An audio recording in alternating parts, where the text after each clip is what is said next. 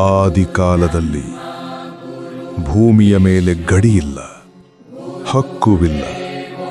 ಅರಣ್ಯವೇ ರಾಜ್ಯ, ಪ್ರಕೃತಿಯೇ ಧರ್ಮ.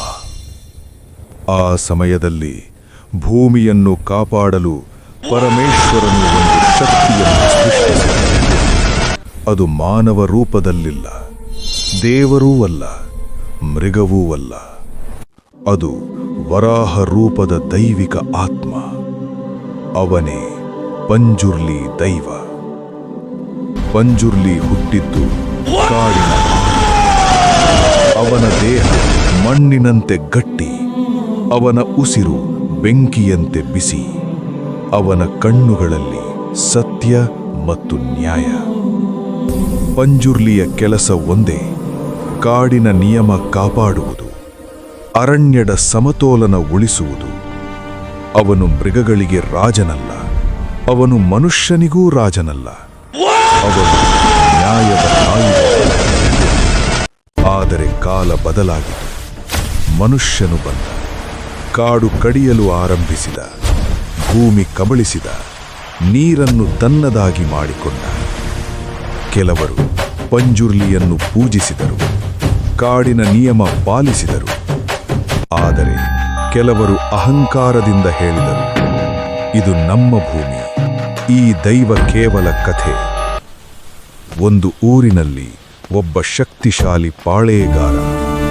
ಅವನು ಕಾಡನ್ನು ನಾಶ ಮಾಡಿದ, ಪಂಜುರ್ಲಿಯ ಗುಡಿಯನ್ನು ಕೆಡವಿದ, ಭೂತಾರಾಧನೆಯನ್ನು ನಿಷೇಧಿಸಿದ.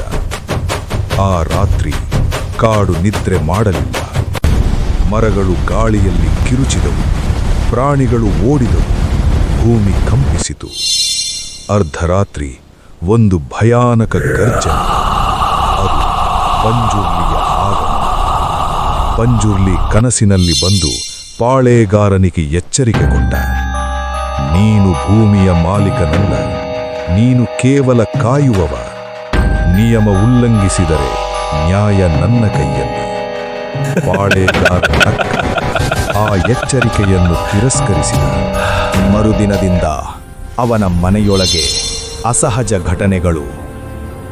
ಬೆಂಕಿ ಹೊತ್ತಿಕೊಂಡಿತು, ಹಸುಗಳು ಸತ್ತವು, ಕುಟುಂಬದಲ್ಲಿ ರೋಗ. ಅವನು ತಿಳಿದುಕೊಂಡ, ಇದು ಶಾಪವಲ್ಲ, ಇದು ನ್ಯಾಯದ ಕರೆ. ಅವನು ಪಂಜುರ್ಲಿಯ ಮುಂದೆ ಬಿದ್ದ, ಕ್ಷಮೆ ಬೇಡಿದ, ಕಾಡನ್ನು ಮರಳಿಕೊಟ್ಟ. ಪುನಃ ಆರಂಭಿಸಿದ. ಆ ಕ್ಷಣ ಪಂಜುರ್ಲಿ ಶಾಂತಗೊಂಡ.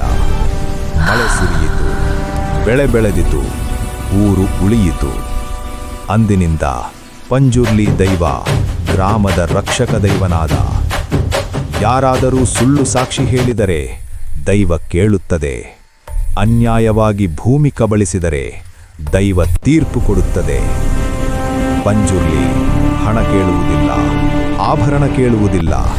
ಅವನು ಕೇಳುವುದು ಸತ್ಯ. ಭೂತಕೋಲದ ರಾತ್ರಿ ಪಂಜುರ್ಲಿ ಇಳಿದಾಗ ನರ್ತಕ ಮಾನವನಾಗಿರಲ್ಲ, ಅವನು ದೈವವಾಗಿರುತ್ತಾನೆ.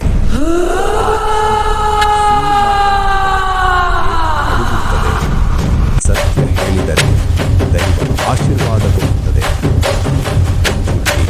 ತುಳುನಾಡಿನ ಕಾನೂನು ಬರೆದಿಲ್ಲ, ಆದರೆ ಎಲ್ಲರ ಮನಸ್ಸಿನಲ್ಲಿದೆ. ಅವನು ಅರಣ್ಯದ ಆತ್ಮ, ಪ್ರಕೃತಿಯ ಧರ್ಮ, ನ್ಯಾಯದ ಅಗ್ನಿ. ಇವತ್ತಿಗೂ ತುಳುನಾಡಿನಲ್ಲಿ ಕಾಡು ಉಳಿದಿದೆ, ಏಕೆಂದರೆ ಪಂಜುರ್ಲಿ